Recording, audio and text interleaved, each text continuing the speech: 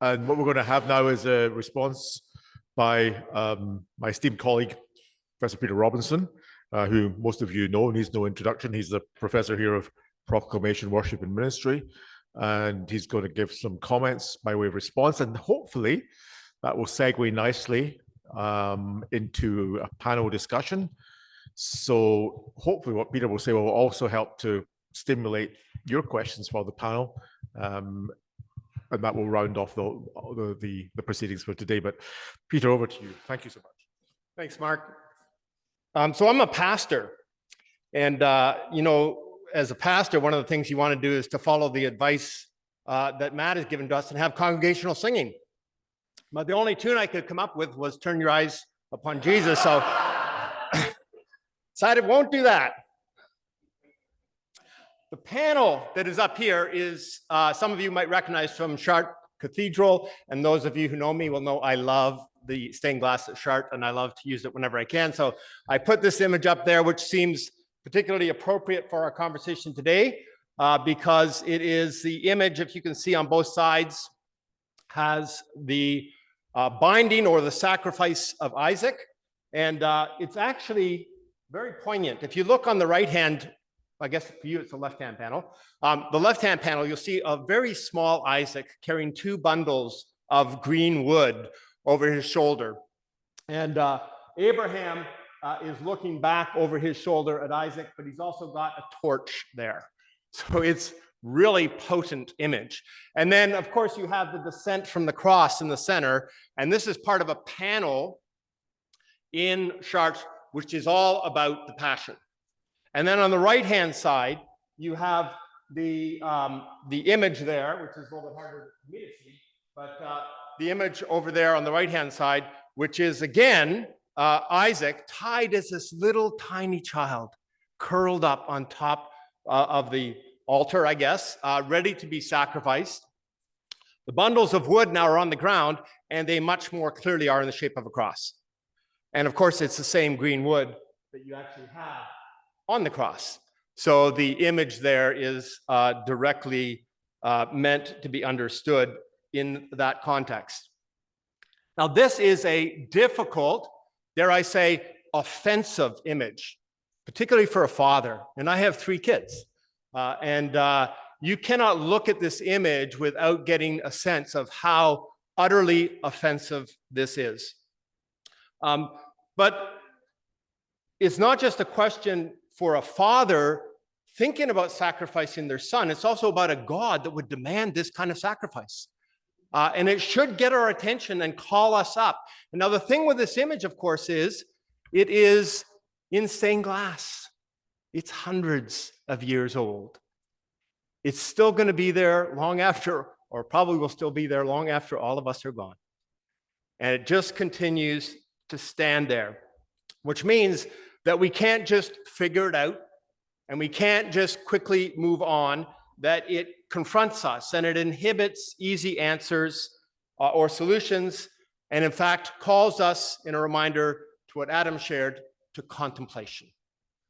It calls us to contemplation when we think about the cross and understand the significance of the cross and the atoning work of God in Jesus Christ.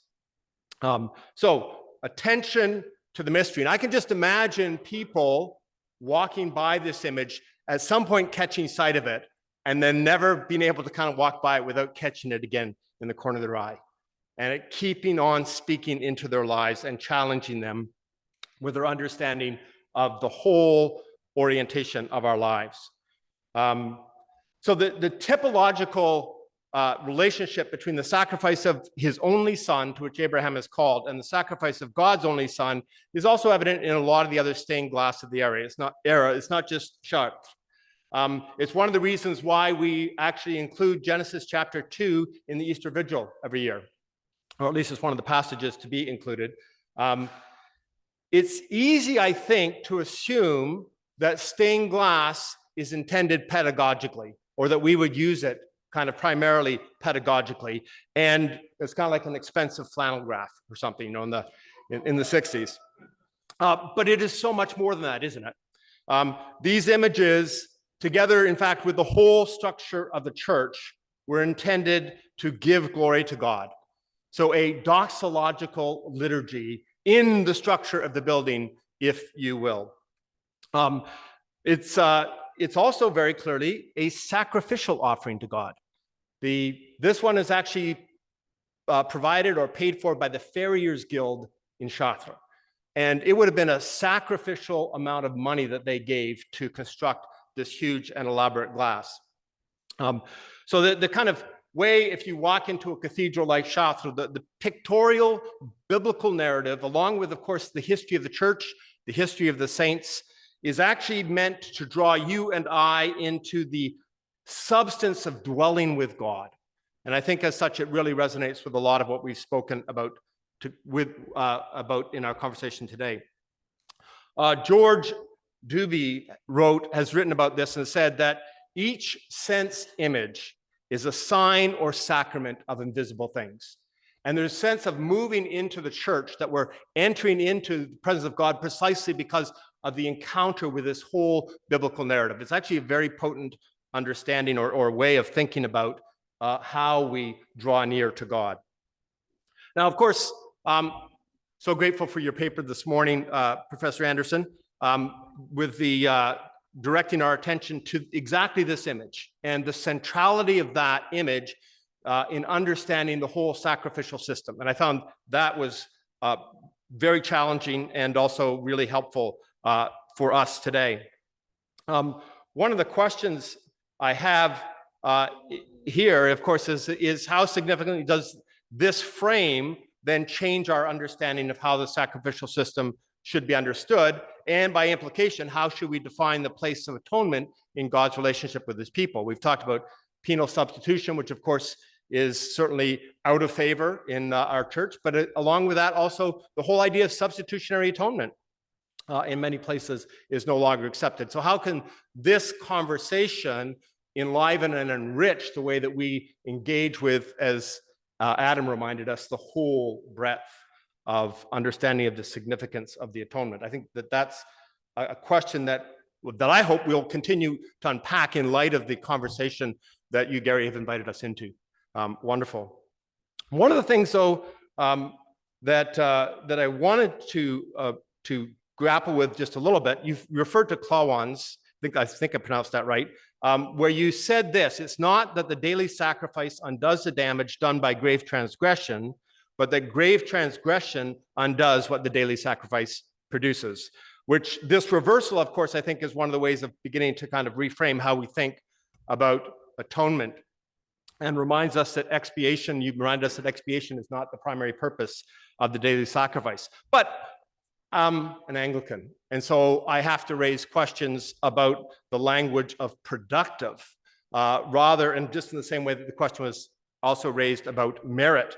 And I wondered if it might be more helpful to offer a contrast between the sacrifice as a response to transgression or sacrifice as a response to covenant or grace. And that idea of response might be a little bit more helpful way of putting it. You later note abarbanal, is that how you say that?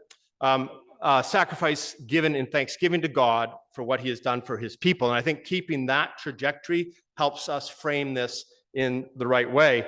Because in a similar manner, I'd also point to Abraham's binding of Isaac as a responsive obedience, as a right response to the covenant. Making sure that we're getting the questions or the order in which we understand that lined up properly. That, of course, brings us a little bit to, I wanted to speak briefly about your talk, Mark, where you argued that we must not lose sight of the telos of the huge atonement infrastructure, which is designed to make possible the relationship with God. And I think that's a really important question for us, because in actual fact, what often happens is we get things backwards and we make the atonement bigger than the atonement should be, or maybe that's not the right word. We don't understand the atonement in the context in which it must be understood. Gary, spoke about Andrew Louth, and I was glad that you clarified, because I didn't actually get that when I read the book. I got the criticism of him, but I didn't get the way that you were actually kind of setting him up in order to challenge that argument. And I just thought that there might be an opportunity there to delve a little bit more further or a little more deeply into Orthodox thinking. I'm thinking of different people, but perhaps someone like Florovsky, who insists that the incarnation is not solely determined by the fall, but is rather the work of God to bring about his original plan for creation. And that humanity should serve its role by enabling the whole of creation to live into right relationship with God. And here I think you actually are able to kind of, again, develop this idea of the obedient, sacrificial offering up of the gifts of creation in that context. He quotes Maximus to say this. He says this of Maximus: "In no sense does he obscure the sad reality of sin. The great stress is always laid by St. Maximus on the conversion and cleansing of the human will, on the struggle with passions and with evil. But he views the tragedy of the fall and the apostasy of the created in the wider perspective of the original plan of creation." And so here, where Louth, in a sense, was almost saying you can choose between the two, I actually think it's more faithful to an Orthodox position to say that it's about understanding how the two fit together. And so an emphasis on theosis then is not meant to diminish the significance of sin or the need for redemption. And then in the conclusion to your book, you say it's not the case that the incarnation has been made contingent on an act of rebellion against God, which is wonderful. But of course, in actual fact, so often theologically in our churches, we do exactly that. And you have someone like Wolfhart Pannenberg who suggests that in interpreting the incarnation solely in terms of the problem of sin, our soteriology has determined our Christology instead of our Christology determining our soteriology. And so getting the frame right, which I think you're both challenging us to do, is so important.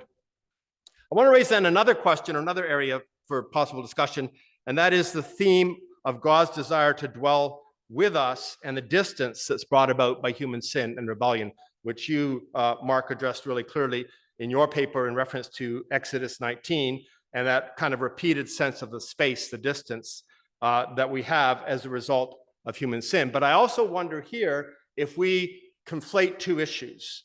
We conflate the issue about the distance that is brought about because of human sinfulness with the question of the compatibility between humanity and God.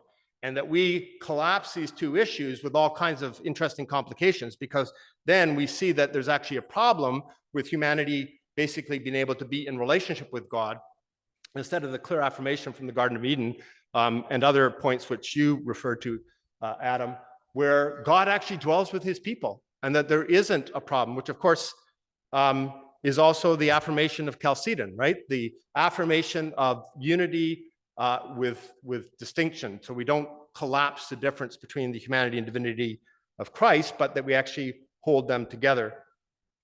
So I think it might be more helpful to turn that around a little bit and to recognize that the belief in the incompatibility between humanity and divine, which actually affects us in all kinds of ways in our churches, at a really practical pastoral level, is actually more a statement of our desire for freedom. And in such is actually a product of human sinfulness or rebellion in and of itself. And so what we do is we take this sinful response and we actually make it into a way that we actually understand God's relationship to us. I mean, I think that you could say someone like Nestorius, that there's a leaning in that direction to understand that it's problematic about humanity and divinity being related and the desire to keep a distinction between the two.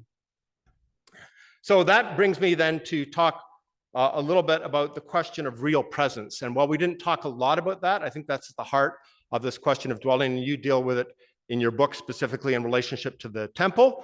And of course, we're familiar with the language of real presence, both in terms of the Eucharist and then also in terms of the biblical text. The idea is central to that.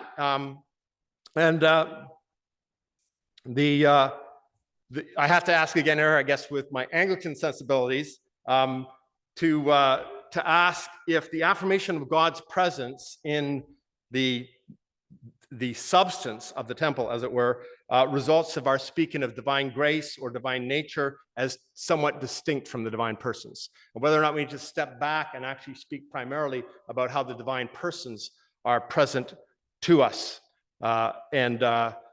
That, of course, was one of the issues with Anglican reformers when they started out. Was a real concern to say that God could be present in the bread and the wine of the ordered communion of the worshiping community, without that resulting in bread that was no longer bread or wine that was no longer wine. And so that idea, again, of God actually being able to dwell with us or be present to us in a very tangible way without that in turn threatening God or threatening us. So that's another question that I have. Then I also really appreciated your paper, Matt, and the emphasis on the absence of God, which of course, as Bishop Andrews reminded us this morning, is so pertinent today when we're just a day after the ascension, where we're forced to confront the absence of God. And for those of you who preach from the lectionary, might actually be preaching on that question this Sunday, that whole question. And I was also really grateful for the way that you framed your argument in the image of pilgrimage, the journey towards knowing God, and the call to a singularity of mind, will, and heart in the pursuit of God. I couldn't help but think about A.W. Tozer in that light, the pursuit of God, and his argument in that book, although you used Augustine and Aquinas to speak about that. Particularly grateful for your reference to Aquinas's axiom, our holiness lies in our going before God, and your amending of it, that we're going with God to God, or by God to God. And actually, I thought here this does exactly align with our conversations about incarnation and atonement today. Who can ascend to the temple of the Lord but the one who has clean hands and a pure heart? And of course, that's the question that I think is at the heart of our discussion today, is the paradoxical impossibility of our being able to draw near to God on our own. Surely this with God or by God is in and through Christ, which in turn points us towards the body of Christ and the need for a kind of robust understanding of ecclesiology, which you alluded to at the beginning of your paper. This also, I think, points to something of the reversal that you pointed us towards, Gary, which is this lives of obedience as a response to what God has already done for us, rather than a means to earn something from God, which of course is a question at the heart of our understanding of atonement. Do we deal with sin to draw near to God, or does God draw near to us so that we might deal with sin? And I actually think that the Orthodox framing of this in terms of incarnation and atonement inside of that actually helps us to ask that question the right way.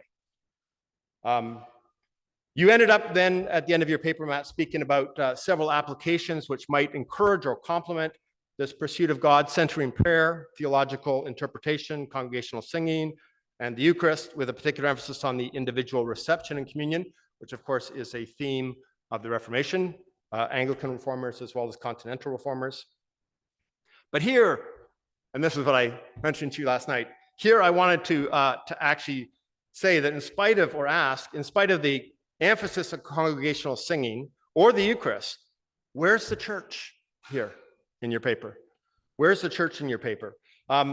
Especially because you began speaking about the church or Christ's body. Because the problem is when we think about pilgrimage, we think about, for example, the Camino de Santiago, right? Which is very much an individual pursuit, as meaningful as it is to people, but it's about individual pilgrimage. But pilgrimage in the biblical narrative is always communal, right? Whether you think about the wandering in the wilderness, or you think about people's pilgrimage to the temple, their regular pilgrimage to the temple, it's always about people with people, whole families traveling together with all the complexities and frustrations of learning to travel with others. Now, you do say that pilgrimage is not tourism. I would add that's particularly because we're not traveling alone, that we're actually traveling with one another.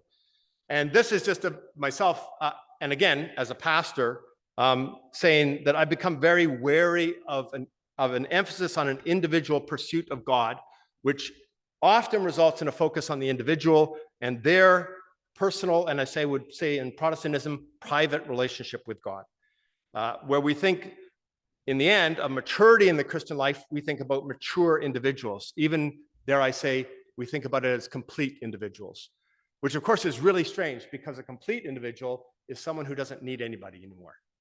And that's actually become our definition of maturity. And so when we think about these passages, as much as I think they're important, we need, I think, to be careful because they're very easily interpreted as something that points towards this idea of the complete individual.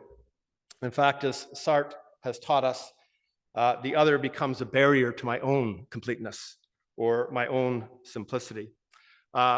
Passages like Ephesians 4, for example, speak of Christian maturity in terms of mature body, with each part functioning together for the sake of a whole. Now, that might be a really idealistic image when we think about the church, but it also fundamentally changes the way we think about drawing near to God, because we're not ever drawing near to God on our own. We're always drawing near to God in the midst of the gathered community, in the midst of the church. And so I've gone a little bit over my time there, Mark, but that's just my first, and I hope it opens up some questions for us about how we kind of engage with and think about this wonderful, wonderful series of conversations that we've had so far today.